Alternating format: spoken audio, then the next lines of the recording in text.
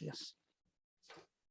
A very good morning to you and welcome to Bonjour à the tous, bienvenue à cette première séance sur la plateforme régionale pour faire progresser la fabrication des vaccins contre la COVID-19 et d'autres technologies de la santé dans les Amériques. Cette première réunion de la plateforme régionale va lancer cette plateforme avec la participation des États membres de l'OPS, des institutions des Nations Unies, des institutions qui financent et des fabricants. Nous allons parler des progrès concrets dans ce domaine. Le programme d'aujourd'hui est très chargé. Nous avons deux discussions sur les initiatives de développement des médicaments et les technologies de la santé. L'une axée sur les initiatives mondiales et le deuxième sur les initiatives régionales. Nous allons lancer officiellement la plateforme elle-même avec différentes parties prenantes et nous allons aborder différentes initiatives. Cet événement est rediffusé sur la chaîne YouTube et sur la plateforme. Pour ceux qui sont sur Zoom, nous avons quelques instructions à vous transmettre. Nous avons des services d'interprétation mis à votre disposition vers le français, l'anglais, le portugais et l'espagnol. Il vous suffit de cliquer sur l'icône correspondante pour écouter la langue que vous souhaitez. Sur le bouton participant en haut de l'écran, vous pouvez voir votre nom, vous pouvez vous renommer pour nous faire part de votre nom et de votre organisation. N'hésitez pas non plus à intervenir dans la boîte de dialogue si vous avez des questions à nos différents intervenants. J'ai le plaisir à présent de donner la parole à la directrice de l'OPS, Madame Caris Etienne. Vous avez la parole. Merci beaucoup, James. Messieurs les ministres, le ministre de la Santé du Costa Rica, Monsieur Andrés Couvé, le ministre de la Science, de la Technologie, de la Connaissance et de l'Innovation du Chili, Madame Maria Apolito, sous-secrétaire chargée de l'économie de la connaissance de l'Argentine. Bonjour également à Monsieur Trinidad, le président de la Fondation Osvaldo Cruz et Alberto Arenas de la CEPAL. Bonjour également à Richard Hatchett de la CEPI et Annabelle González de l'Organisation mondiale du commerce. C'est un plaisir de saluer également Soumya Swaminathan, scientifique en chef de l'OMS, et mes salutations également à toutes les institutions sœurs au milieu universitaire et au secteur privé. Bonjour et merci à tous pour votre présence. Merci également pour votre appui et votre collaboration. Je vous souhaite la bienvenue de tout cœur dans cet nouvel épisode de l'histoire des Amériques. Bienvenue à cette première réunion de la plateforme régionale pour faire progresser la fabrication des vaccins contre la COVID-19 et d'autres technologies de la santé dans les Amériques.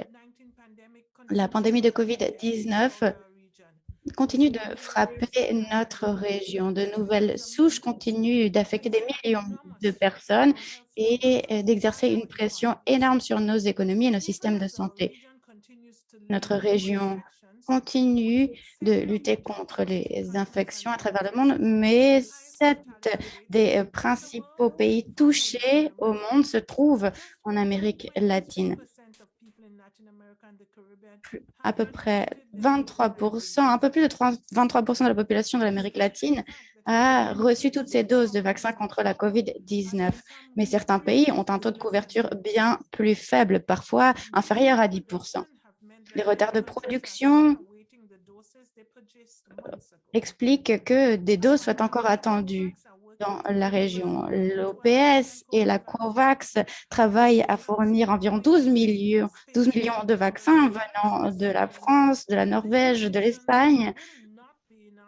Ces dons ne seront pas suffisants pour protéger les centaines de millions de personnes vulnérables de notre région.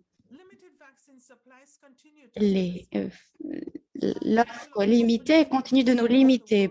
Quelques compagnies fournissent l'ensemble des doses qui sont distribuées à travers le monde.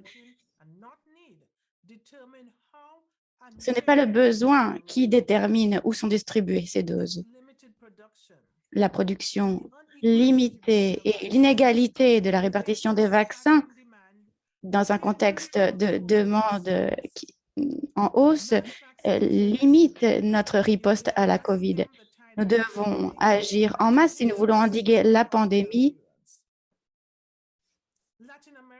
L'Amérique latine et les Caraïbes sont tout particulièrement vulnérables car nous dépendons presque entièrement d'autres pays pour la production de médicaments, de technologies de la santé et de vaccins dont notre population a besoin pour rester en bonne santé.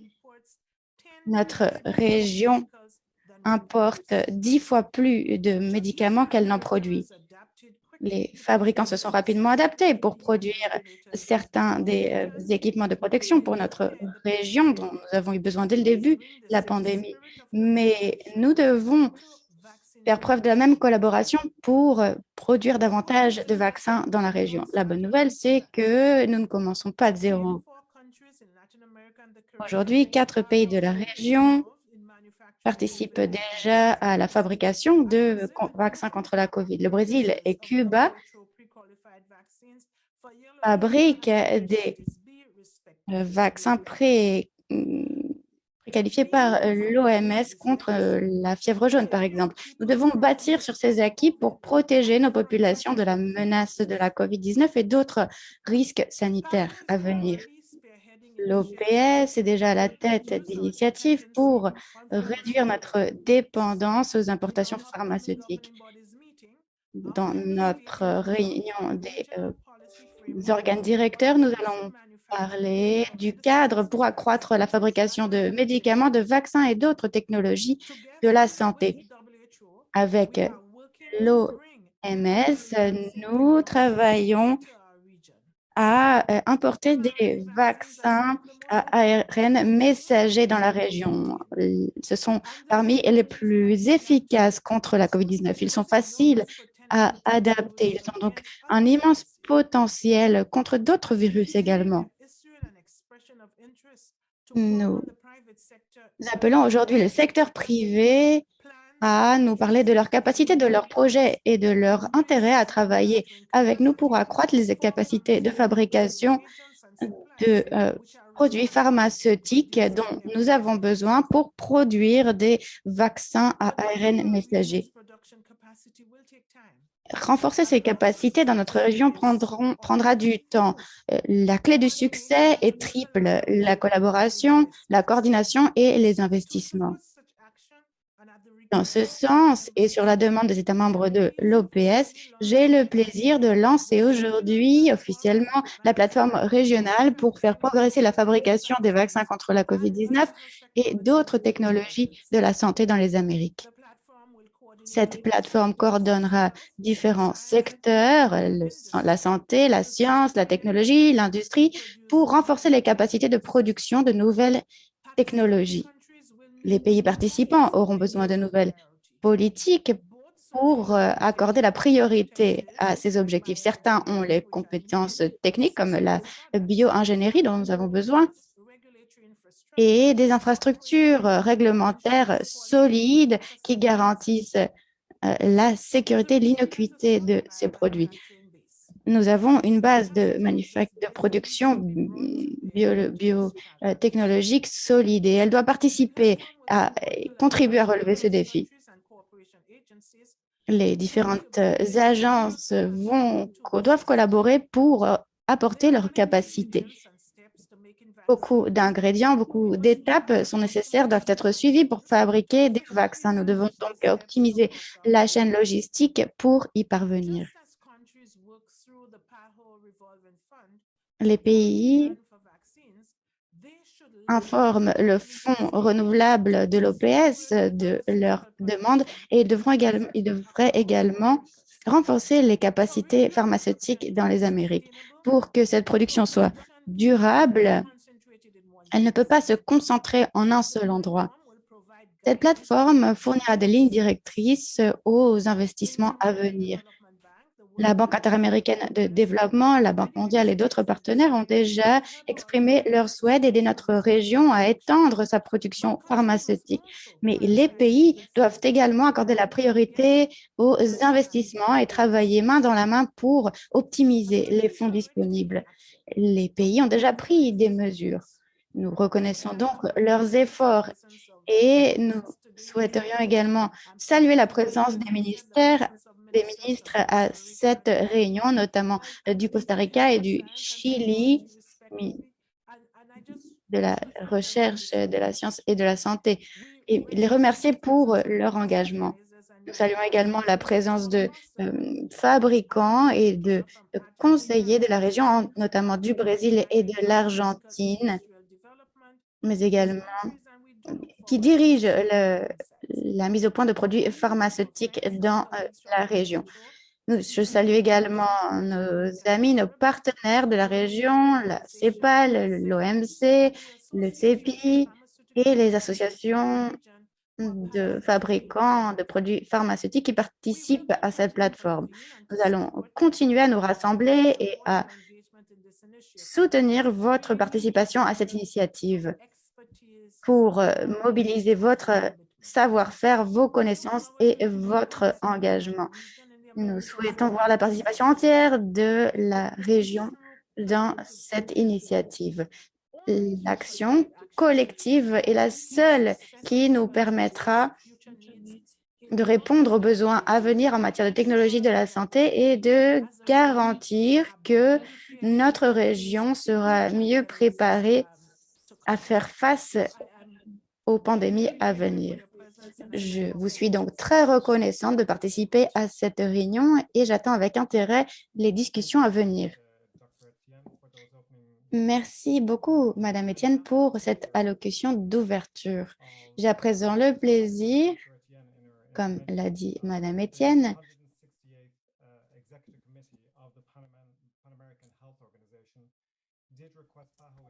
comme elle l'a expliqué, une réunion va être tenue pour promouvoir la collaboration, la discussion en matière de fabrication des produits dont l'Amérique a tant besoin. Je donne à présent la parole au sous-directeur de l'OPS, M. Barbosa, qui va nous donner le contexte de la plateforme régionale pour faire progresser la fabrication des vaccins contre la COVID-19 dans la région. Merci James. Bonjour à tous, bonjour à tous les participants, aux ministres, aux représentants des institutions qui participent à cette réunion majeure. Je vais vous faire part de mon exposé. Je vais passer à présent à l'espagnol parce que mon exposé est en espagnol.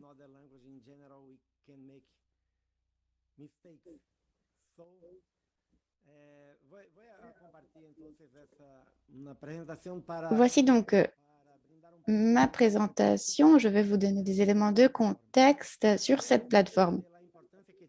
Nous savons tous l'importance des vaccins contre la COVID-19. Nous devons élargir l'accès à ces vaccins pour effectivement endiguer la pandémie, limiter la transmission du virus et atténuer son impact.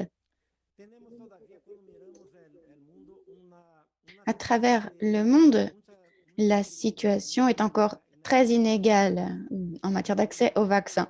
En Amérique latine et dans les Caraïbes, 6 pays ont une couverture inférieure à 20%, de 10%, pardon. Il s'agit de pays qui ne parviennent pas à protéger les groupes les plus vulnérables. On estime que les personnes âgées, les personnes qui ont une maladie chronique présentent un risque supérieur face à la COVID. Cette population s'élève à 20% environ de la population. Eh bien, ces 10 pays de l'Amérique latine et des Caraïbes, ces 6 pays, pardon, n'ont pas atteint le seuil permettant de protéger ces populations, car leur accès est encore trop limité. Il y a également 18 pays qui se trouvent en dessous de 20% de couverture. c'est-à-dire qu'ils sont en bonne voie pour protéger simplement la population la plus vulnérable. C'est là un résumé de la situation difficile dans laquelle se trouve l'Amérique latine et les Caraïbes.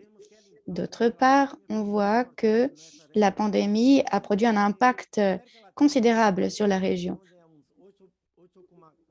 L'Amérique latine et les Caraïbes correspond à 8%, 8,41% de la population mondiale. Mais 20,77% des cas y ont été enregistrés et 32% environ des décès y ont été enregistrés. La situation économique et sociale de la région se caractérise par l'inégalité, les inégalités, la pauvreté, l'absence de protection sociale solide.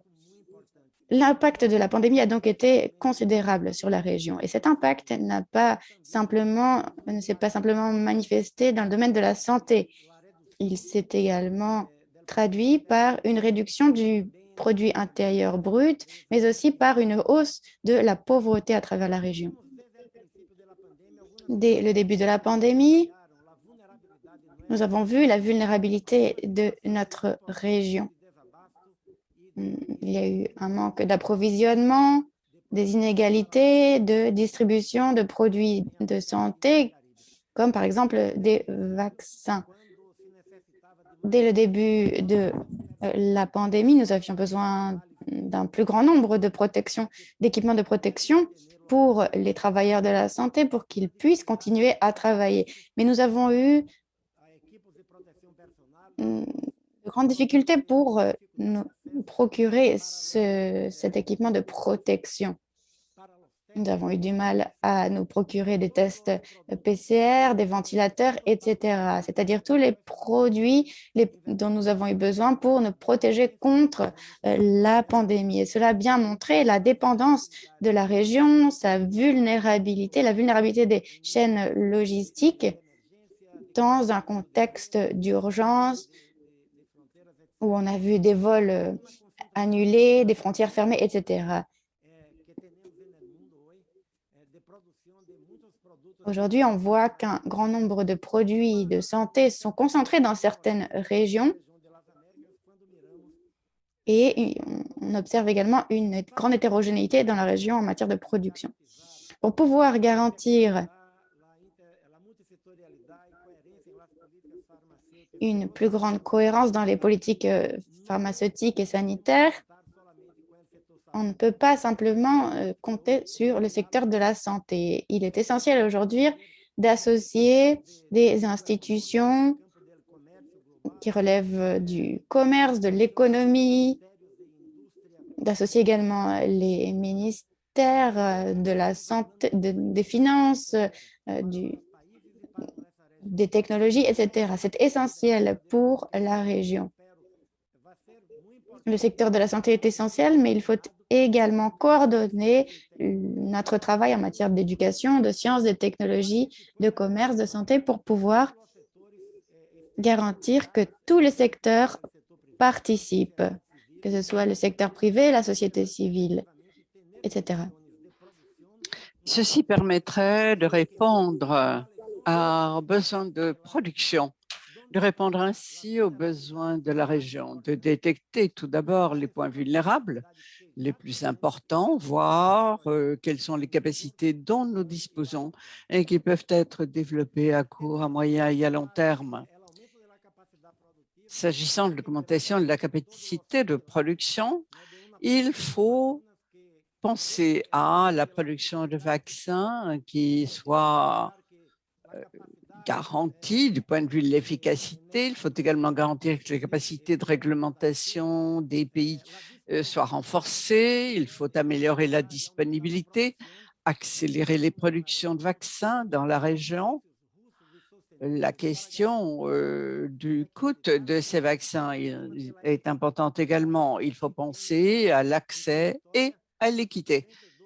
Depuis 42 ans, l'OPS, à demande des États membres de la région, ont créé un fonds renouvelable de vaccins que la région a utilisé.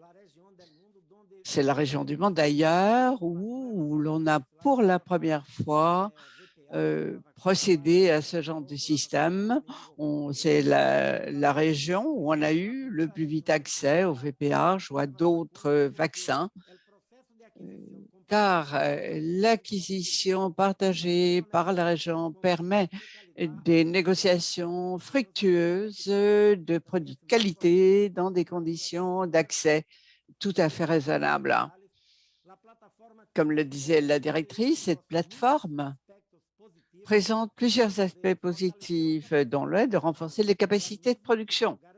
Et dans le même temps, garantir que l'on ait un accès plus équitable qui donne des avantages égaux à tous les pays de l'Amérique latine et des Caraïbes. Comme James nous le rappelait pendant les réunions du comité exécutif, lorsqu'était présentée la proposition dont nous allons débattre au niveau du conseil directeur en septembre, le document visant l'accroissement de la capacité de production de médicaments et de technologies de la santé essentielle, le Mexique a déposé une proposition appuyée par tous les membres du comité exécutif et qui demandait à la directrice de promouvoir, avec la participation des autorités nationales de santé, la création d'une plateforme régionale de discussion des défis et opportunités relativement à la production de médicaments et technologies sanitaires essentielles. C'est précisément ce que nous faisons aujourd'hui. Nous lançons cette plateforme en réponse à la requête des autorités du comité exécutif. Nous lançons une plateforme qui, nous l'espérons, encouragera les initiatives dans la région afin de pouvoir les évaluer, les mettre en valeur, chercher complémentarité, chercher à forger des partenariats avec les pays afin que la production devienne une réalité durable et qui fonctionne dans l'intérêt de tous les pays d'Amérique latine et des Caraïbes. La résolution de ce document qui sera présenté à l'attention du comité exécutif rappelle les grandes lignes de mesures stratégiques. Il s'agit d'abord avant tout de renforcer la cohérence entre actions intersectorielles, gouvernance en matière de santé, sciences et technologies et le secteur industriel. Ensuite, renforcer les capacités de recherche, développement, production et logistique et renforcer également la coopération régionale et sous-régionale ainsi que les partenariats stratégiques. La plateforme régionale que nous lançons aujourd'hui a comme objectif de générer un espace de discussion, d'échange d'expériences, permettant d'identifier des opportunités concrètes, faisables, de coopération régionale et met en contact des initiatives concrètes afin de relever les capacités de production de médicaments et d'autres technologies sanitaires essentielles qui puissent ainsi contribuer à créer un accès équitable à tous les produits de la part de tous les pays membres. Nous avons trois grandes lignes d'action que nous vous proposons, à savoir de contribuer en comprenant beaucoup mieux le contexte régional grâce à une dissémination d'initiatives politiques, expériences nationales et internationales. Il s'agit également de partager les enseignements et de débattre sur les défis, les opportunités, les options de politique et de mettre en contact la coopération entre les parties en favorisant ainsi des initiatives concrètes ayant une portée régionale et régionale. Nous savons que en ce moment, certains pays cherchent à dégager des options et qui leur permettent d'augmenter leur propre capacité nationale. C'est important, tout à fait positif d'ailleurs, mais il est également important de les examiner afin que dans chaque pays, on puisse procéder à une augmentation des capacités et mettre à disposition une plateforme qui permet de dégager des complémentarités entre diverses initiatives, travailler ainsi en réseau, en partenariat, en facilitant un développement beaucoup plus rapide de vaccins produits essentiels. Le 16 avril, avec nos collègues de l'OMS à Genève, nous avons lancé cet appel, cette manifestation d'intérêt destinée à l'Amérique latine et Caraïbes. Plus de 300 personnes ont participé à cet appel et nous avons été saisis de 3 propositions, de 3 manifestations d'intérêt qui sont en cours d'analyse. Le résultat final sera publié le 21 septembre pendant la réunion du comité directeur. Nous avons eu également un autre appel à manifestation d'intérêt. Les producteurs privés ou les partenariats publics-privés peuvent y répondre.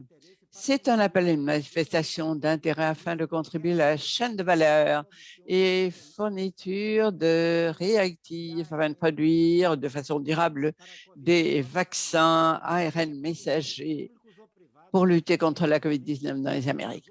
Les producteurs, secteur privé autant que public, de médicaments, vaccins, substances et produits pharmacologiques peuvent participer à cet appel et présenter des propositions de production de ces intrants essentiels à la fabrication de vaccins ARN messagers.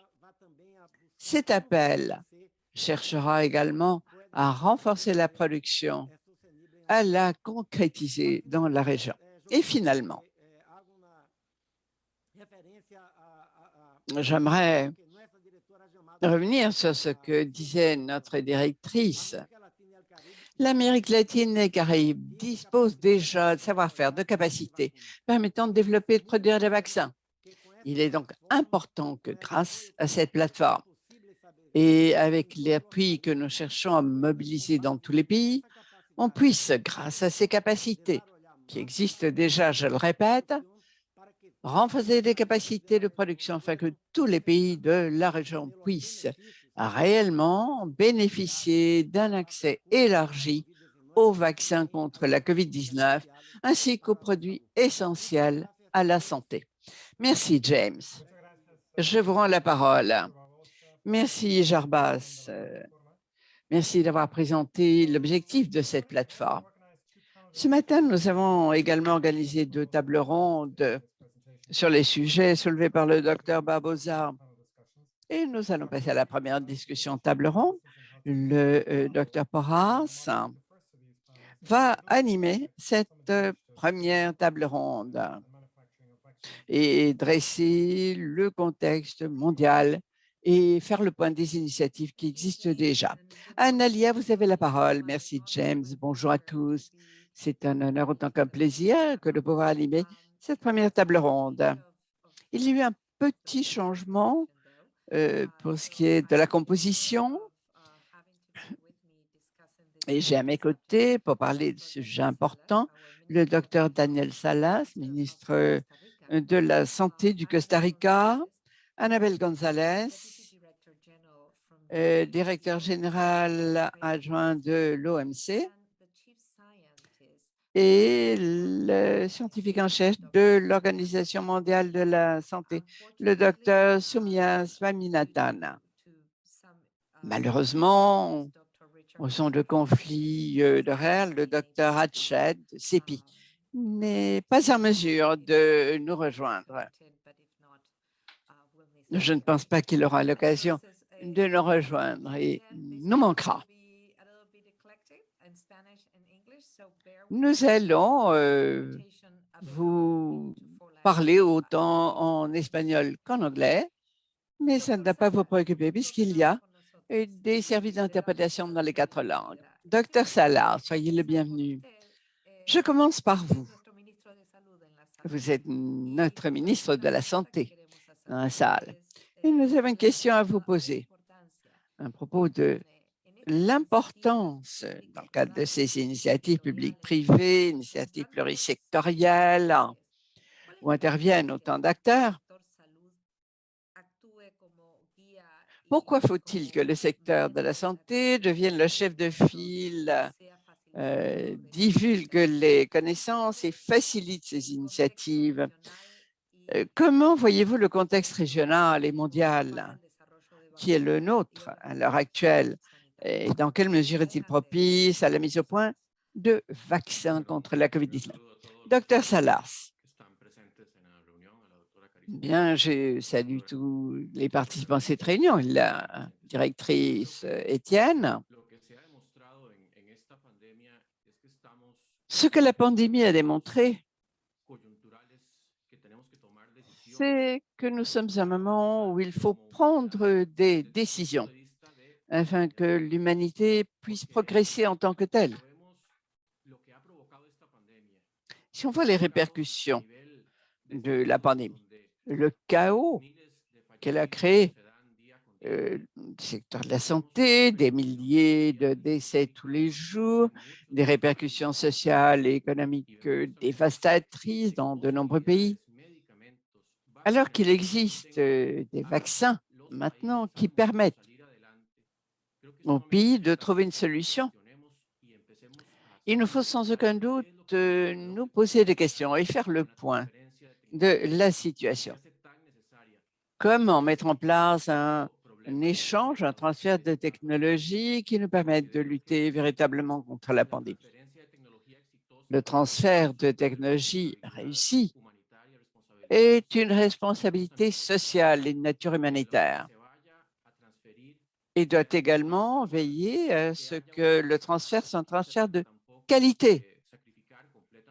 Bien sûr, il faut penser à la rentabilité. On ne peut pas non plus faire fi des innovations en matière scientifique. Mais, in fine, si nous parvenons à adopter une vision commune et cessons de penser à un profit de quelques-uns pour penser à un profit de l'humanité tout entière, on pourra parvenir à une solution. Des problèmes de santé mentale, de maladies chroniques se manifestent. Ce sont des défis supplémentaires. Et ce que nous avons ici maintenant, c'est en fait une occasion de comprendre la chose en tant qu'humanité tout entière. C'est une pandémie qui pourra parfaitement se reproduire à l'avenir. Et les plateformes qui nous offrent des solutions rapides et efficaces doivent exister et être adoptées. Autre thème qui me préoccupe et qui n'est peut-être pas lié directement, le développement de médicaments issus de la biotechnologie. Je sais qu'il s'agit de médicaments complexes, mais le prix de ces médicaments est tellement élevé qu'en réalité, très peu de pays ont accès. Dans le cadre du transfert de technologie, nous devons penser également à faciliter l'accès, un accès durable sans polariser davantage encore le monde entre ceux qui ont un réel accès aux médicaments et à la santé et ceux qui ne l'ont pas. Cela dit, je tiens à remercier l'Organisation panaméricaine de la santé, l'Organisation mondiale de la santé, qui ont accueilli favorablement ces initiatives, qui acceptent d'explorer les possibilités qui se présentent dans la région et de collaborer. Et nous devons persévérer. Si nous unissons réellement contre un ennemi commun, car c'est un ennemi commun que nous avons en face de nous, si nous ne le faisons pas, nous aboutirons à une conclusion fatale. Nous devons renforcer notre coopération, la rendre beaucoup plus rapide. Nous devons être solidaires et avoir une vision commune et humanitaire. Merci, Monsieur le Ministre. Docteur Swaminathan, vous êtes scientifique en chef de l'Organisation mondiale de la santé. Vous étiez d'ailleurs le premier désigné par l'OMS. Et depuis le début, vous avez joué le rôle de chef de file de l'accélérateur ACT. Pourriez-vous brosser le panorama global? Que fait ACT, cet accélérateur, pour faciliter le développement et la fabrication de technologies essentielles dont nous parlait le ministre Salas? Quelles sont vos activités principales? Comment pensez-vous qu'on puisse passer du contexte mondial au régional et à des mesures concrètes? Vous avez la parole, Soumia. Je vous remercie, Analia. Dr Etienne et le Dr Barbosa ont brossé la toile de fond de façon tout à fait adéquate. Le ministre vient également de nous rappeler les défis, les problèmes que nous confrontons. L'accélérateur ACT a été construit sur la base de forums régionaux afin d'accélérer le développement de nouveaux outils de diagnostic, des vaccins, mais aussi pour assurer un accès équitable. L'histoire nous a enseigné que les choses n'arrivent pas par hasard. L'accélérateur a permis de mobiliser toutes les institutions sanitaires du monde, mais aussi la Banque mondiale, le Fonds monétaire, d'autres institutions financières. Le premier président du Conseil ACT était d'ailleurs issu de ces instances. Le CEPI, le Fonds mondial, ONU-SIDA, le Wellcome Trust et d'autres instances ont collaboré. Il y a 3 piliers, le pilier diagnostic, le pilier vaccin et également des idées transversales qui rejoignent le pilier santé. Très important, cela va de soi. Aucun pilier ne pouvant fonctionner isolément. COVAX travaille avec l'accélérateur, avec l'UNICEF et avec d'autres organisations et partage des responsabilités. Nous sommes rendus compte, vers la fin de l'an dernier, tout d'abord,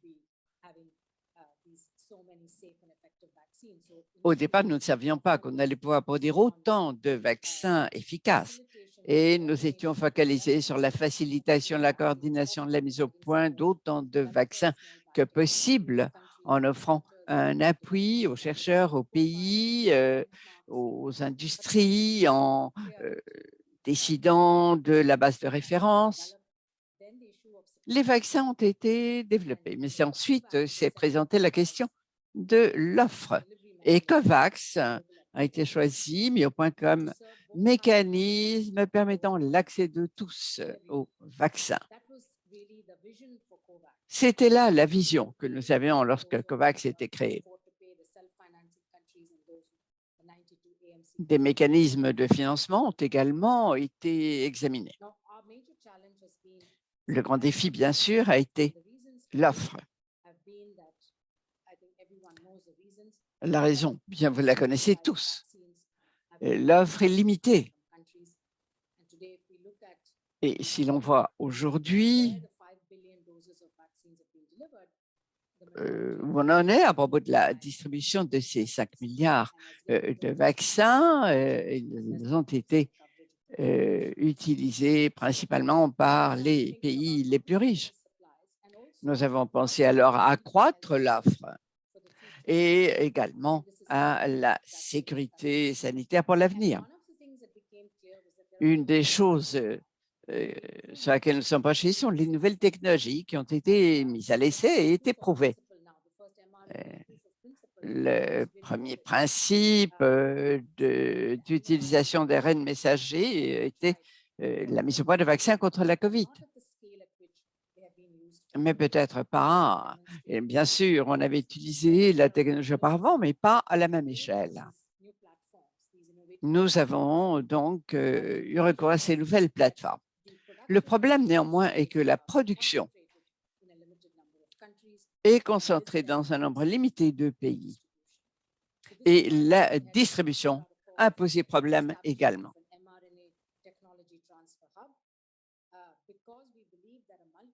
Nous sommes convaincus qu'un pôle multilatéral permettra de mettre à disposition ces technologies à tous les pays qui souhaitent apprendre et mettre au point ces technologies de production. Comme le disait M. Barbosa, nous savons tous que nos pays devraient commencer à produire des vaccins.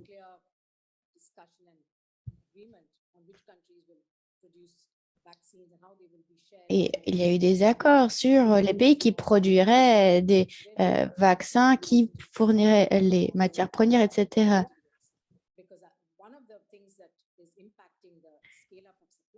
Ce qui influe l'échelle de la production, c'est notamment les intrants pour les vaccins d'ARN messager. Monsieur Hatchett n'est pas parmi nous aujourd'hui. Ah, il vient de nous rejoindre. Alors, il nous parlera de l'approvisionnement et de son travail au niveau du marché. Merci, Soumia. C'était limpide. Je pense que vous avez soulevé une question fondamentale qui permet d'introduire notre prochaine intervenante de l'OMC, Annabelle Rodriguez. Pendant la pandémie,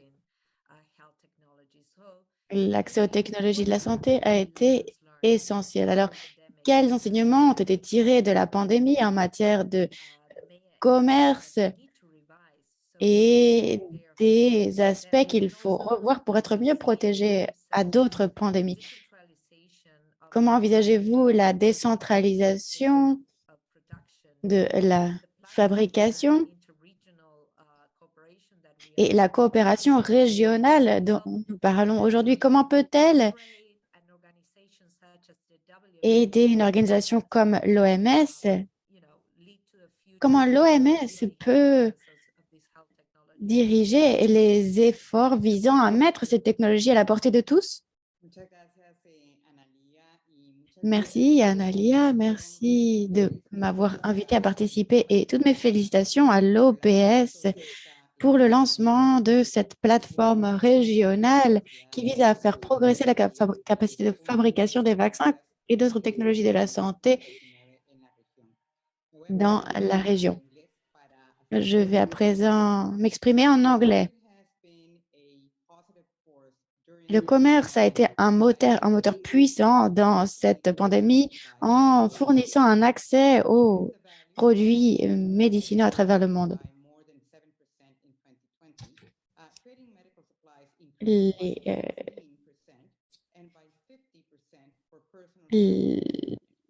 produits médicaux ont augmenté, le commerce, les échanges de produits médicaux ont augmenté de 16% en 2021 et en 2020, pardon, et les équipements de santé également ont augmenté. Pourtant,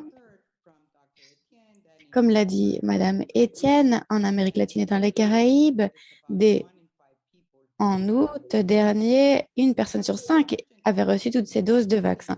Si nous n'agissons pas de toute urgence pour étendre cette vaccination, le monde ne pourra pas endiguer cette pandémie.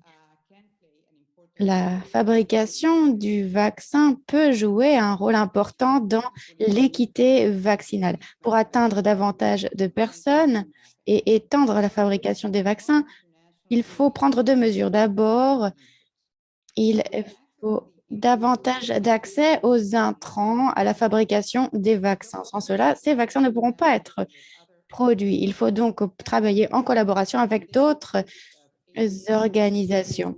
83 entrants essentiels ont été identifiés dans le cadre de cette collaboration. Ces intrants ne peuvent pas être tous produits au même endroit. Deuxièmement, il faut également accroître les échanges internationaux des vaccins. À l'heure actuelle, 16 pays du monde qui produisent les vaccins en 2021 se trouvent en dehors des pays du G20. Il faut donc s'assurer que les entrants nécessaires à la fabrication de ces vaccins se fassent sans heurts. Et c'est là qu'intervient l'OMC. L'OMC collabore avec d'autres organisations internationales, notamment l'OMS, des gouvernements, d'autres parties prenantes. Et cette organisation peut contribuer à la distribution de ces intrants à travers le monde en identifiant les goulets d'étranglement et auxquels sont confrontés ces produits pour accroître la disponibilité et la transparence de ces échanges et pour faciliter ces chaînes d'approvisionnement.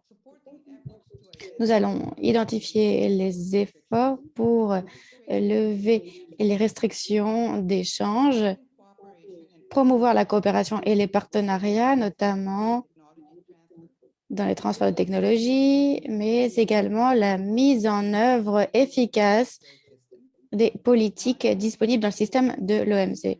Nous allons superviser la transparence des échanges, renforcer les capacités des autorités réglementaires qui doivent assurer la qualité, l'innocuité des vaccins et d'autres produits médicinaux, et également renforcer la disponibilité des données en matière de chaîne logistique et de vaccins. Je serais ravie de répondre à vos questions si vous en avez. Merci, un grand merci. Et nous passons à présent à notre dernier intervenant, M. Hatchett, responsable de la Coalition pour les innovations en matière de préparation aux épidémies.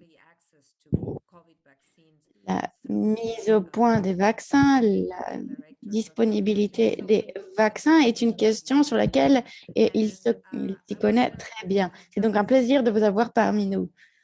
Pourriez-vous nous expliquer, depuis la perspective de la coalition et votre propre perspective, quels sont les défis, les opportunités de la situation actuelle dont nous venons de parler? Dans ce contexte, comment relever le défi, les difficultés, surmonter les difficultés d'approvisionnement pour contribuer au développement de notre région? Merci beaucoup. Est-ce que vous m'entendez bien? Oui, parfaitement. Merci Analia, merci à l'OPS de m'avoir invité. Veuillez m'excuser, j'ai eu un problème d'organisation. Toutes mes excuses donc pour mon retard. J'aimerais commencer par expliquer que depuis le début de la pandémie de COVID-19, les efforts internationaux déployés pour étendre la fabrication des vaccins ont été extraordinaires. Moins de 18 mois après l'identification de ce nouveau virus, le monde a déjà administré plus de 5 milliards de doses de vaccins contre la COVID-19 à travers le monde. La production mondiale de vaccins en 2019 est estimée entre 3,5 et 5,5 millions de doses. Le monde a donc pu administrer une dose équivalente à toutes les doses produites à travers le monde pendant un an au cours des années précédentes. C'est donc extraordinaire. Nous n'avons pas pu les administrer de façon égale toutefois, et nous sommes confrontés à des défis qu'il faut relever. Je vais vous en énumérer quelques-uns.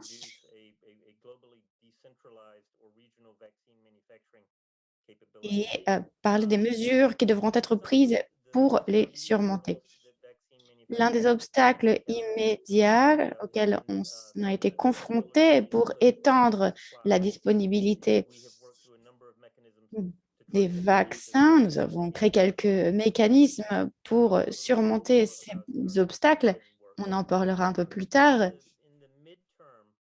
Eh bien, à moyen terme, pour étendre les capacités, renforcer les capacités de vaccination, différents problèmes doivent être traités, notamment concernant la disponibilité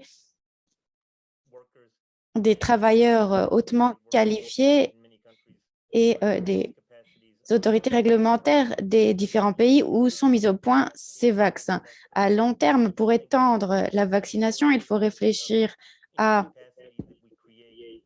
la durabilité des capacités créées au-delà de la pandémie de COVID. Il faut se demander comment nous allons rationaliser ces capacités au fil du temps. Concernant ce dont nous aurons besoin pour décentraliser ou régionaliser la fabrication des vaccins à l'avenir, tout d'abord, il faut voir qu'en 2020, les problèmes ont principalement été financiers. Il a fallu d'immenses investissements pour la fabrication de ces vaccins. Dans une situation d'urgence, il faut coordonner ces efforts et les préserver des différents risques. Pour répondre aux besoins d'une pandémie, l'offre doit être considérable. Il faut pouvoir étendre la fabrication des vaccins très rapidement. Une enquête a été récemment menée pour évaluer les capacités de riposte dans les pays à revenus intermédiaires et élevés. Les résultats de cette enquête sont disponibles pour la région de l'OPS. On les évoquera dans le cadre d'un atelier qui sera organisé par l'OPS et d'autres organisations. Nous attendons une forte participation de la région de l'OPS.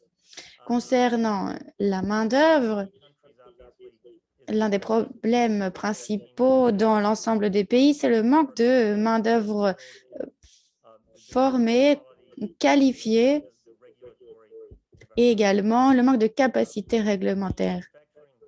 La fabrication de vaccins exige des collaborations étroites entre les fabricants et les autorités réglementaires.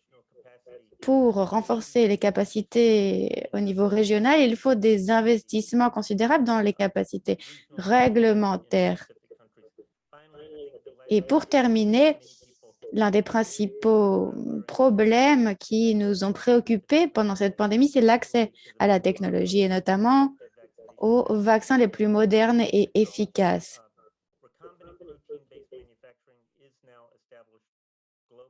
La production de vaccins protéiniques est déjà très étendue, mais les vaccins à ARN messager se concentrent dans les pays à revenus élevés. Il faut donc œuvrer à transférer cette technologie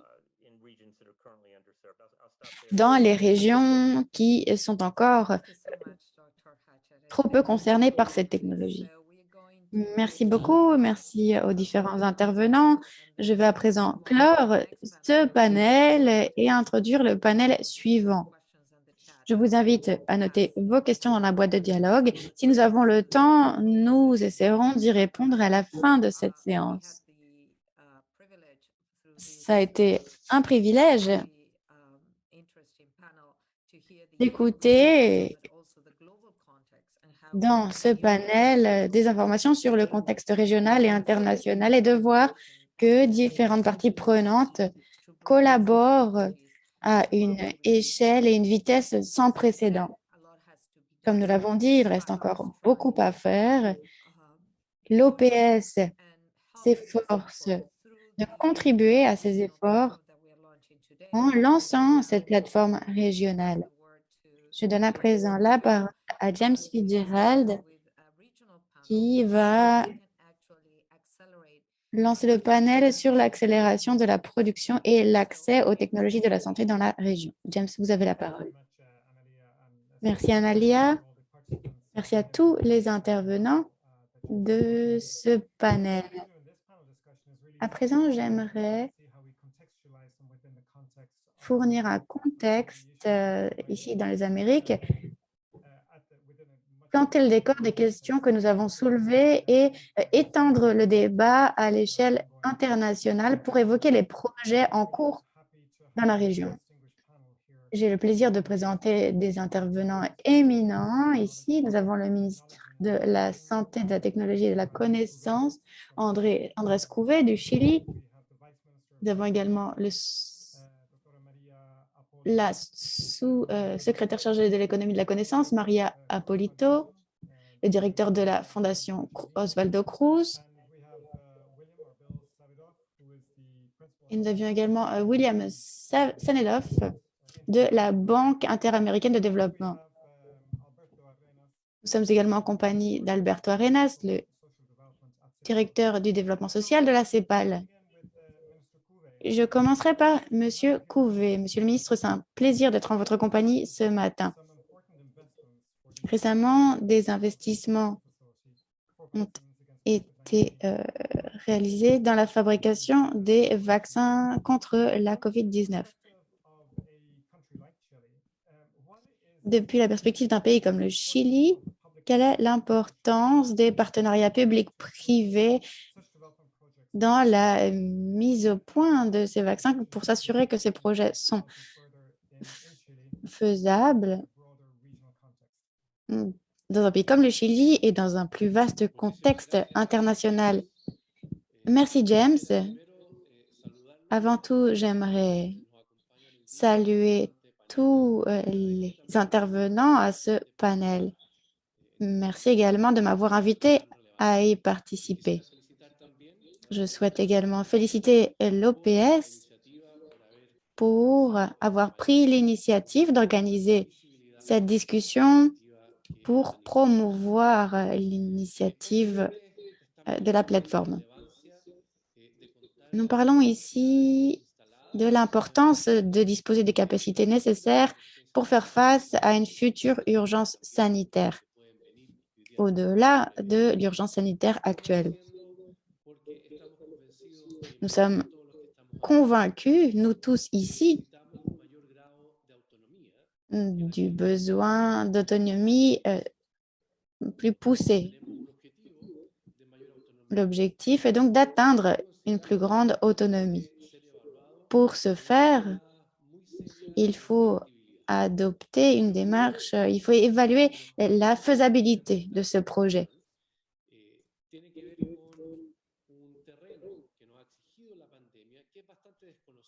Et nous sommes ici en terrain inconnu. Il faut donc constamment revoir nos projections, nos projets, parce que nous apprenons sans cesse. Et face à une pandémie très grave pour la population, mais nous menons des initiatives qui sont également sans précédent. Je voudrais donc répondre à la question de James sur l'importance de collaboration du secteur privé et du secteur public. Nous avons inventé un sigle, recherche, développement et fabrication. On a donc ajouté la fabrication à la recherche et au développement. Comment comment peuvent collaborer le secteur privé et le secteur public dans ce cadre? Eh bien, tout d'abord, dans le cadre de cette recherche, développement et fabrication, on a deux composantes, la recherche et le développement d'un côté, d'une part, et la fabrication d'autre part. Quelle est la place ici de l'État? L'État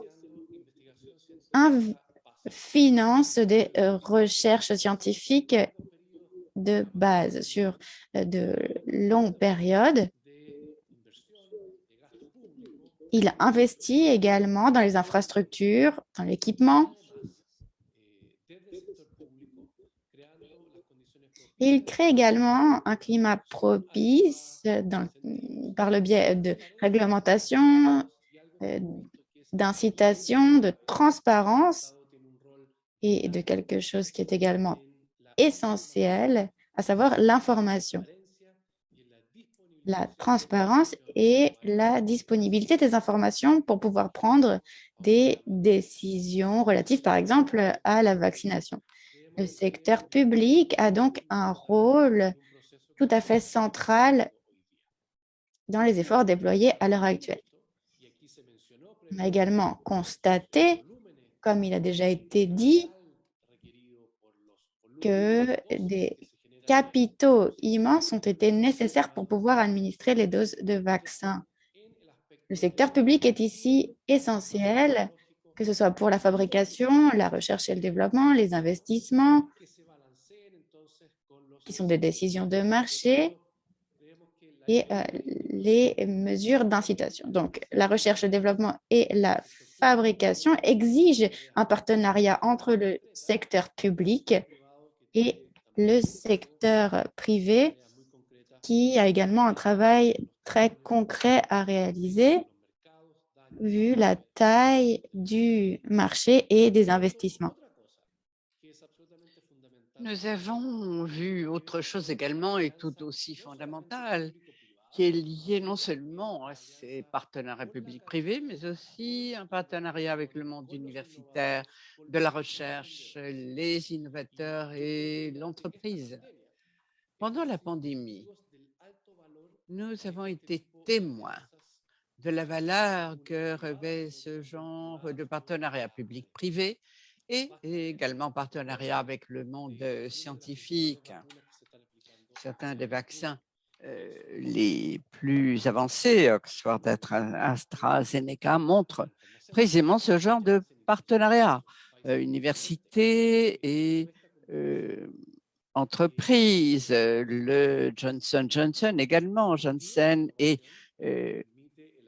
fabrication. Et cela permet également de voir ces éléments absolument cruciaux en pensant à la façon d'organiser ces centres régionaux.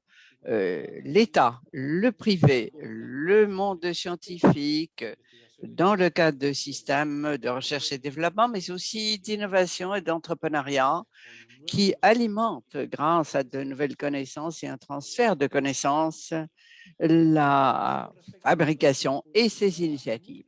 Ceci pour ce qui est des partenaires publics-privés. Et des enseignements que l'on doit tirer de la création de centres régionaux en Amérique latine. Tout d'abord, et comme on l'a déjà dit, cet effort vise à trouver une place dans la chaîne mondiale. L'industrie du vaccin est extrêmement complexe à l'heure actuelle, non seulement en raison des savoir-faire, mais aussi du point de vue technologique. Il faut donc qu'il y ait une chaîne d'offres, une chaîne d'approvisionnement, la logistique et les marchés. Tout cela doit se réunir. Et donc, penser que la production peut se faire depuis le début, et on parle de recherche et développement jusqu'à la fin, donc l'offre, penser que toute cette chaîne se présente et soit une réalité dans un seul lieu n'est plus possible. Donc, la question qui se posait est la suivante. Comment un centre régional peut-il s'insérer dans une chaîne de valeur mondiale qui permet de disposer d'une certaine autonomie dans le cas des pays de la région? C'est une simple réflexion. Ensuite, n'oublions pas qu'il faut également disposer d'options diverses. Nous avons un centre régional pour ce qui est des vaccins ARN, mais on a constaté également comment on peut résoudre des problèmes divers dans la région. L'accès, par exemple, des vaccins à une dose. Cela facilite l'accès de la part de personnes qui ont des difficultés de déplacement vers les centres de vaccination. Distribution et logistique, bien sûr, également. Donc, la diversification des options dans le cadre de la pandémie a démontré être un atout extrêmement précieux et qui est à prendre en compte lorsque l'on pense à un centre régional pour l'Amérique latine et les Caraïbes. Et tout cela, bien sûr, nous sert à compenser notre pouvoir de négociation vis-à-vis de producteurs multiples. Le Chili s'est ouvert pour attirer des investissements étrangers dans le cadre d'une collaboration publique-privée monde universitaire. Et nous le faisons en participant à des instances multilatérales comme celle-ci, absolument fondamentale, non seulement du point de vue de l'offre, mais aussi dans l'optique de ce que nous avons déjà dit, offrir un accès sur pied d'égalité et offrir un accès aux populations les plus vulnérables. Nous accompagnons également des initiatives qui ont surgi à partir de collaborations qui existaient déjà entre laboratoires de développement des vaccins. Et je vous donne un exemple concret. Nous suivons de près et nous appuyons grâce au gouvernement le ministère sciences de l'économie, de la santé, le ministère des Affaires étrangères appuie une relation entre Sinovac et l'Université pontificale et catholique qui a décidé d'installer une usine de fabrication au Chili, outre un centre de recherche et développement dans le nord du pays. Nous travaillons avec d'autres instances publiques, par exemple le ministère de l'économie, une agence du ministère qui est chargée de détecter et d'attirer des capacités différentes qui s'insèrent dans cette chaîne de fabrication afin de pouvoir s'installer au Chili et participer ainsi à une chaîne mondiale de valeur et de production de vaccins. Je conclurai en disant qu'il nous semble fondamental que la question que nous sommes en train d'analyser n'est pas seulement limitée à l'approvisionnement, à l'offre. Nous avons constaté que dans le monde, bien sûr, la situation dépend de l'offre, mais la distribution équitable dépend également des capacités installées dans chaque pays afin qu'ils puissent toucher rapidement et de façon efficace leur population. Il faut donc penser à l'approvisionnement, certes, mais aussi à partager de bonnes pratiques, des expériences, à transférer des connaissances. Quant à la façon dont les pays peuvent, en ayant accès aux vaccins, procéder à la vaccination avec la rapidité, avec la célérité qu'exige l'urgence de la situation. Bien, nous suivons de près cette discussion afin de voir comment la région tout entière peut faire face à des événements futurs. Et je remercie à nouveau James de m'avoir invité et je reste à votre disposition pour collaborer au lancement de cette initiative. Je vous remercie. Merci, ministre, et félicitations d'ailleurs au Chili des mesures que vous avez prises et que vous nous avez rappelées ce matin. J'aimerais maintenant passer vice-ministre Apolito, vice-ministre de l'économie de la connaissance de l'Argentine, pour nous parler de l'importance de la recherche, développement et manufacture.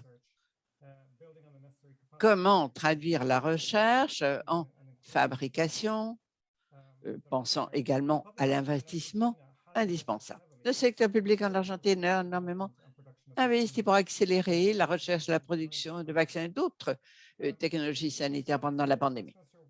Pourriez-vous, madame, nous dire quelles sont les mesures qui ont été mises en œuvre afin de développer la production de vaccins? Comment ces investissements se sont-ils traduits par une amélioration de l'accès en Argentine? Vous avez la parole. Bon après-midi à tous, à toutes, et merci aux organisateurs qui nous permettent de participer à cette initiative tout à fait fondamentale pour le développement de l'ensemble de la région. S'il est bien une chose que la pandémie nous a enseigné, c'est que la région dispose de capacités, d'une énorme vocation de collaboration également.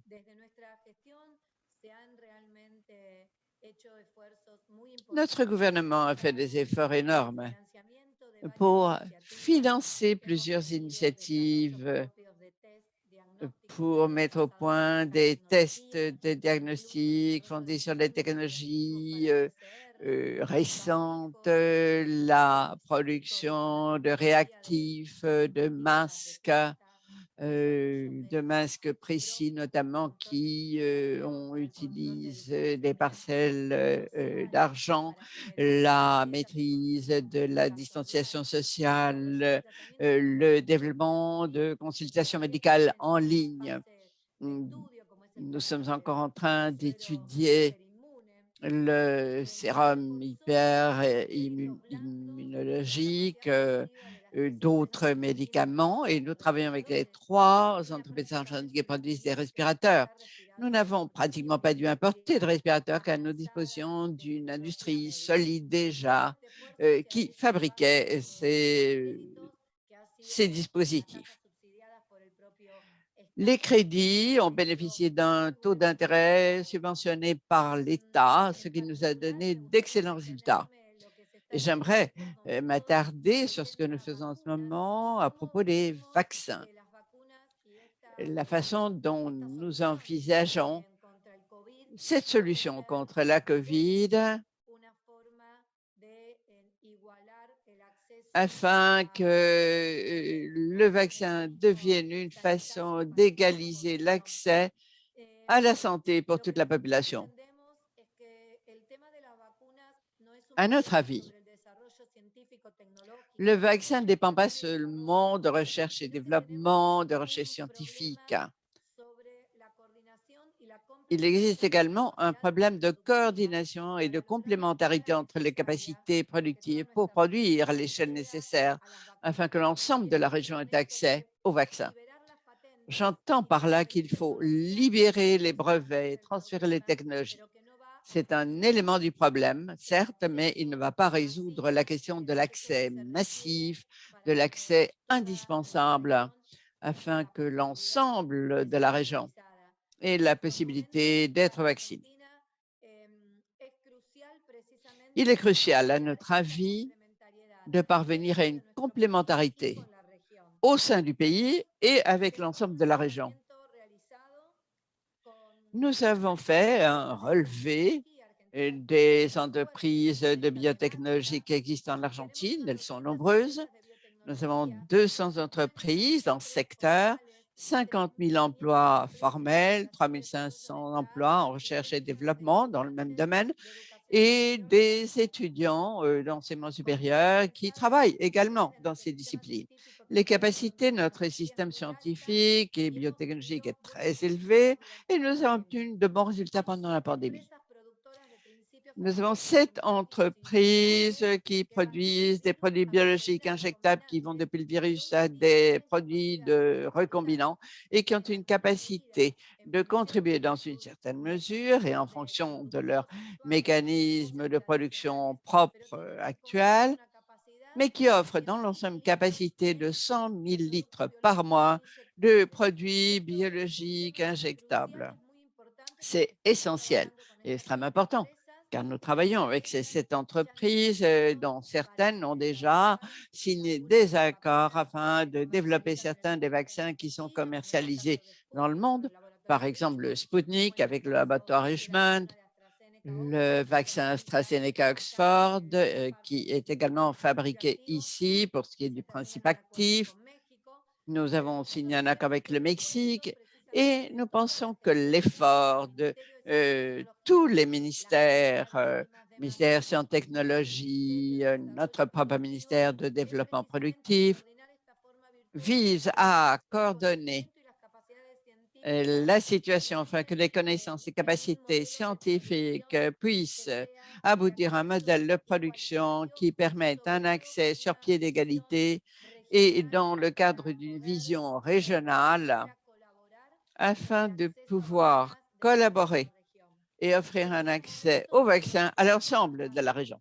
En ce moment, afin de mettre à profit cette capacité qui existe déjà, nous avons donc fait un relevé de toute la chaîne de production que requiert la chaîne de valeur de la mise au point de vaccin. Et lorsque je dis la totalité, et je vais depuis le bord qui est une des matières premières, qui permet de produire du verre jusqu'au flacon, la logistique de la chaîne de froid, les sacs de conservation, les médiums de culture, etc.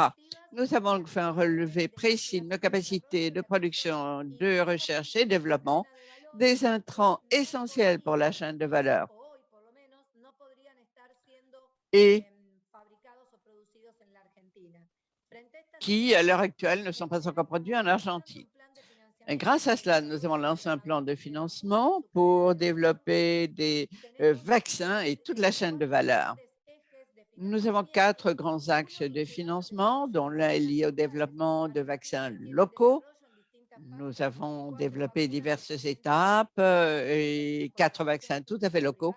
Il y a un PPP entre les entreprises de biotechnologie, certaines universités et centres de recherche.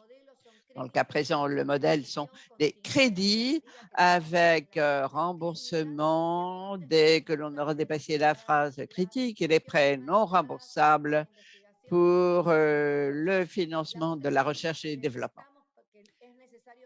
Autre grand axe, Nous devons financer grâce à des crédits favorables, concessionnels, afin que les entreprises puissent accueillir des technologies grâce à des contrats de transfert. Il s'agit de crédits qui leur permettent d'élargir leur capacité de production, leurs usines. N'oublions pas qu'il est important que dès qu'une entreprise commencera des négociations avec les laboratoires qui offrent les technologies, il faut comprendre aussi que nous avons l'obligation, dans l'optique de réglementation, nous devons assouplir certains règlements afin de pouvoir respecter les capacités locales sans générer pour autant de changements au niveau de l'innocuité et de l'efficacité du vaccin. J'entends par là que nous avons déjà des capacités de produire des seringues pré-remplies. Nous devons donc revoir les contrats afin de savoir si à un moment ou l'autre, certaines des modalités peuvent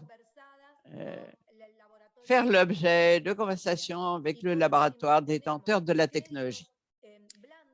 Nous avons également des crédits concessionnels afin de créer davantage de capacités de production, par exemple de flacons, de seringues, d'obturateurs de caoutchouc pour les flacons, tous les intrants nécessaires au maintien de la chaîne du froid. Et donc, à présent, nous devons offrir des crédits avec des taux d'intérêt subventionnés aux entreprises qui sont en mesure de fabriquer ces produits. Nous devrons également générer de nouveaux produits qui exigent innovation et un travail de développement préalable. Et nous le ferons grâce à des crédits non remboursables ou concessionnels afin de pouvoir accompagner le développement de ces produits qui ne sont pas encore fabriqués en Argentine, mais qui font partie de toute la chaîne des intrants, afin de pouvoir aboutir à un résultat positif. Nous l'avons déjà fait avec les écouvillons pendant la pandémie.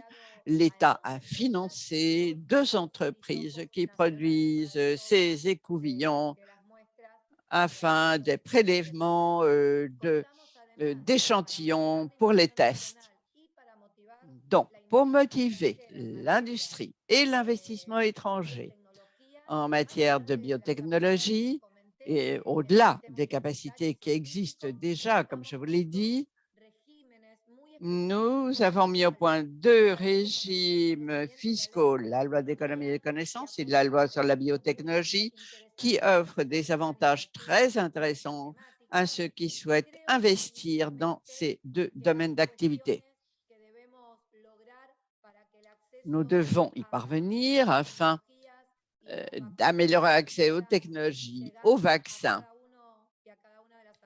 et de les mettre à la portée de chacun de nos habitants dans notre pays, dans toute la région. Nous devons comprendre aussi qu'il est indispensable de mettre en place une coordination, une complémentarité de l'investissement, de la réglementation, afin de savoir exactement à quel endroit de la chaîne de l'offre chacun de nos pays trouvera sa place. Il faut penser à une modalité de financement créative, novateur, car nous sommes face à une situation inédite, nouvelle. Il faut donc faire preuve d'esprit novateur.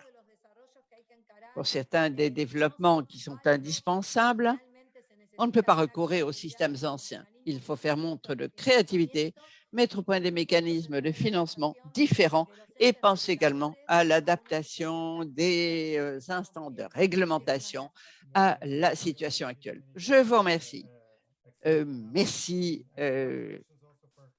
Maria Ippolito. Merci d'avoir traité ces questions si complexes.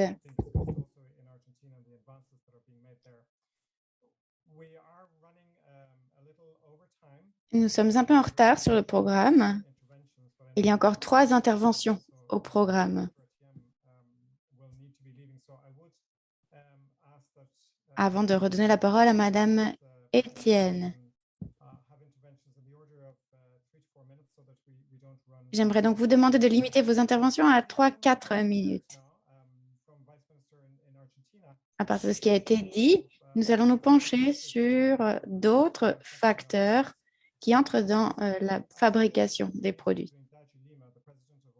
Madame Trinidad Lima, présidente du fonds Osvaldo Cruz, va nous parler de sa perspective, va nous parler de la durabilité. Au-delà de la compétitivité, quels sont les facteurs qui doivent être pris en compte pour garantir la durabilité, la viabilité des vaccins, même au-delà de la pandémie?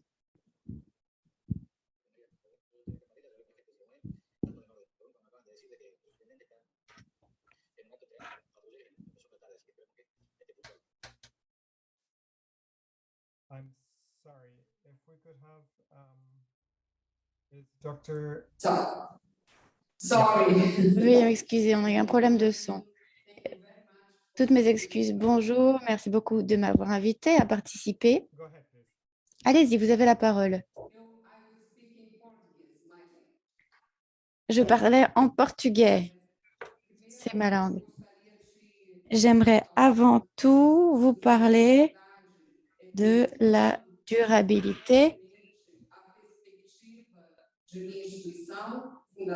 et de vous parler très rapidement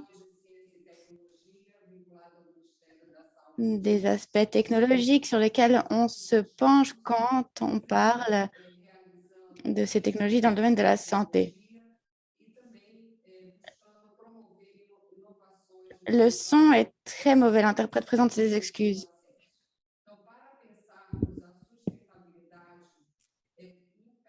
Pour réfléchir à la durabilité, dans le cadre de l'expérience brésilienne, eh bien, il est essentiel de réfléchir au rôle joué dans le système, par le système de santé universel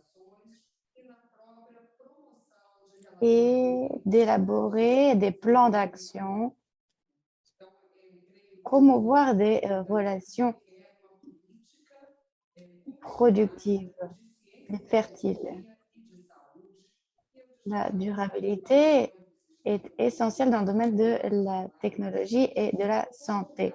Les systèmes de santé universelle sont essentiels pour réconcilier la science et la technologie, mais aussi la question de l'accès aux soins de santé.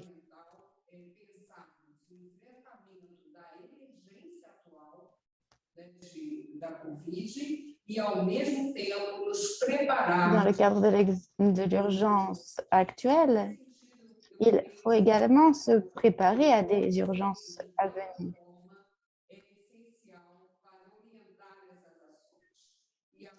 Cette plateforme est essentielle pour pouvoir aborder ces différentes questions simultanément. Comme l'a dit le ministre chilien et comme l'ont dit d'autres intervenants, il faut coordonner l'action des différentes parties prenantes car il faut augmenter la production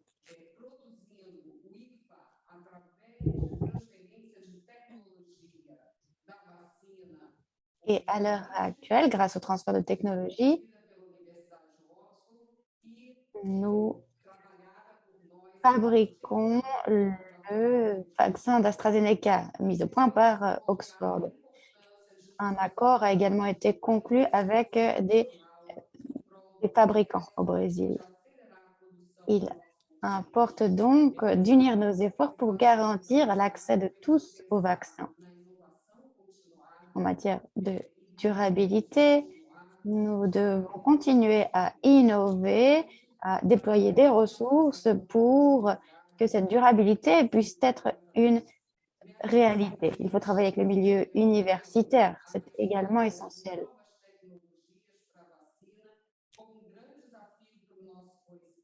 On se penche donc sur les nouvelles technologies. Il s'agit d'un défi majeur à relever sur ce continent.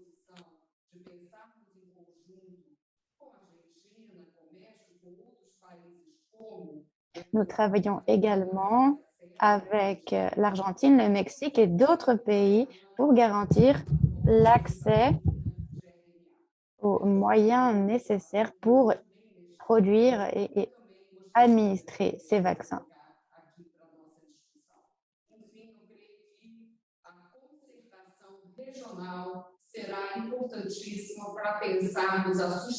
Les efforts régionaux sont donc fondamentaux pour pouvoir mettre à profit les forces de nos différents pays. Pouvez-vous, s'il vous plaît, éteindre votre micro? Merci. Un grand merci, Madame Trinidad Lima. Il est essentiel, en effet, de coordonner, de coopérer au niveau de la région. Comme on l'a déjà dit, ça a été fait sur la demande du comité exécutif. Nous allons à présent donner la parole à la BID. Depuis la perspective de la Banque interaméricaine de développement, quelles sont les priorités pour favoriser la coopération entre les différentes institutions, notamment financières, dans le cadre de la collaboration pour accroître la capacité de la région à produire des vaccins? Merci, James. Je voudrais commencer par remercier l'OPS pour cette initiative majeure. Merci également de m'avoir invité à participer à cet événement. Si vous me le permettez, je vais à présent passer à ma langue maternelle, l'anglais. J'aurai plus de facilité à m'exprimer et les interprètes à m'interpréter.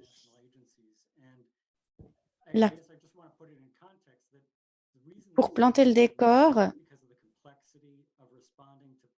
il est très complexe de riposter à des urgences sanitaires et de déployer des efforts collectifs.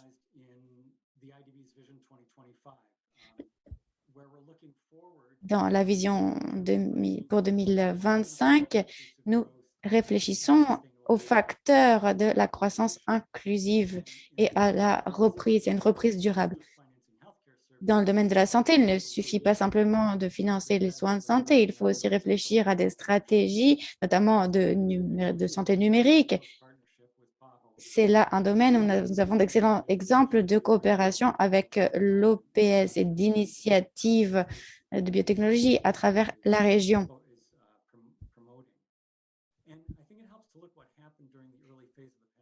Que s'est-il passé depuis le début de la pandémie? C'est important de le savoir pour comprendre comment on peut collaborer au niveau international. Il faut voir ce qu'ont fait les pays, pas simplement les organisations internationales. On a vu une forte hausse de la demande de respirateurs ou d'autres équipements de protection à travers le monde. On a vu qu'il était facile de perturber les chaînes logistiques. Il faut des décisions politiques pour favoriser la production nationale. L'année dernière, un record de 21 milliards de dollars d'investissement ont été réalisés.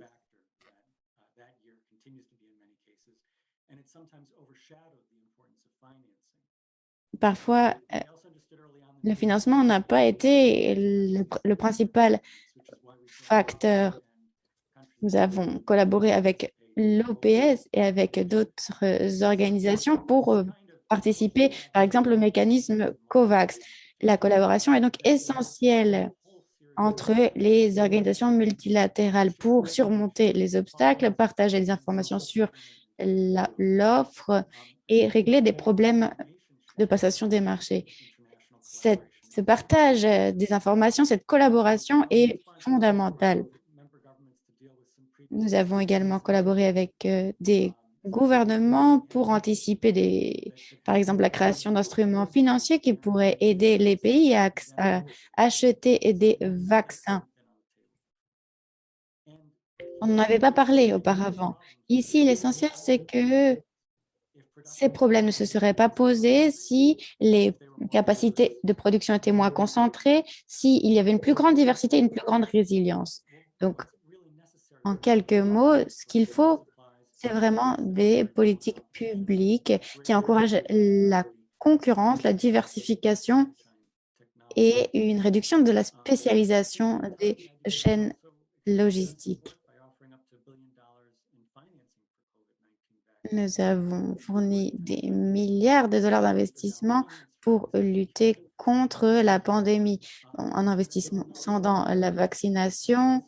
Mais comme vous le savez, les vaccins se trouvent également confrontés à des problèmes de chaîne logistique. Il faut des mesures régionales, internationales, comme la COVAX ou des initiatives de l'OPS. Toutes ces initiatives sont cruciales pour aller de l'avant. Pour répondre à votre question sur la collaboration internationale, il me semble essentiel de créer un environnement plus compétitif en favorisant la collaboration. Et ceci nous permettra de mieux répondre à la demande en matière de surveillance, de approvisionnement en intrants et en production. Je suis optimiste. Notre région collabore depuis longtemps. Nous avons été la première région à éliminer la rubéole, d'autres virus. Nous avons mené des programmes pour collaborer à l'échelle régionale. Grâce à cette expérience historique, les clés du succès, c'est d'abord d'établir des objectifs clairs. Ensuite, s'engager à une répartition équitable des obligations et des responsabilités et des avantages. Ensuite, il faut établir des stratégies et promouvoir la collaboration. Et enfin, il nous faut un leadership solide de la part des institutions et des gouvernements pour éviter le piège de l'inertie et pour mener à bien ce programme international. Les vaccins contre la grippe, d'autres produits de santé doivent faire l'objet d'efforts de la part de nos institutions. La BID soutient à 100% ces efforts. Nous aidons actuellement la Colombie et d'autres pays qui nous ont demandé à étendre leur capacité de vaccination dans la région. Nous travaillons également avec le secteur public. Nous discutons d'initiatives de partenariat public-privé en matière de vaccins, de médicaments et d'autres types de traitements. C'est cet engagement régional qui va vraiment faire une différence déterminante. Le lancement de cette plateforme montre bien l'histoire de la région en matière de collaboration, notamment en matière d'administration des vaccins. Le maintien des services de base est essentiel pour surmonter une telle urgence, mais il faut également déployer des efforts pour mettre au point des vaccins, les produire et venir à bout de cette pandémie. Merci. Merci beaucoup. Nous passons à présent à notre dernier intervenant. Vous avez soutenu l'importance de l'histoire de la collaboration historique au sein de notre région. Je donne à présent la parole au représentant de la CEPAL. Alberto, en matière de coopération, il faut coordonner la demande et la production au sein de la région. Quels sont les mécanismes, les conditions minimum qui existent en Amérique pour surmonter les différences, les écarts entre les différents pays?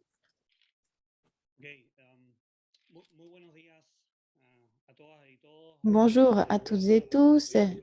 Merci de m'avoir invité à intervenir dans cet événement de lancement. Je salue tout particulièrement la directrice de l'OPS et le sous-directeur de l'OPS. Je salue également mes collègues de la région présents ici.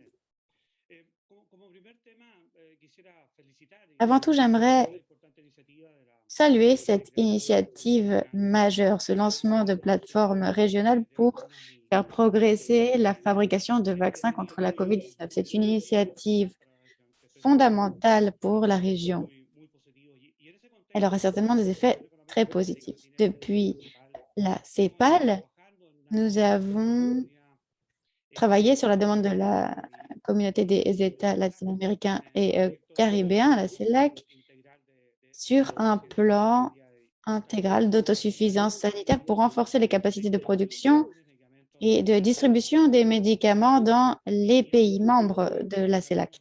Je suis convaincue que nous parviendrons à nous coordonner pour atteindre des objectifs communs comme ceux établis par cette plateforme régionale.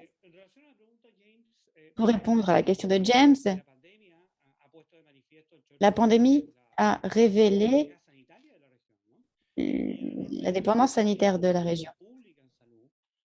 Les investissements publics en santé montrent les manques de production au sein de la région. Ensuite, dans ce contexte d'urgence sanitaire, il faut également voir les opportunités à saisir, comme par exemple en matière de capacité de production et de technologie. Il faut formuler des stratégies et des politiques pour renforcer les systèmes locaux. La production de médicaments et de vaccins devrait nous pousser à adopter une démarche systémique, une approche systémique du secteur de la santé, en associant l'économie, en tenant compte de l'emploi, des investissements, des connaissances, etc. À cet égard, il faut avoir une production suffisante en collaborant entre les pays. L'intégration régionale est nécessaire, en effet, mais il faut également tenir compte de la production et de l'offre. Pour garantir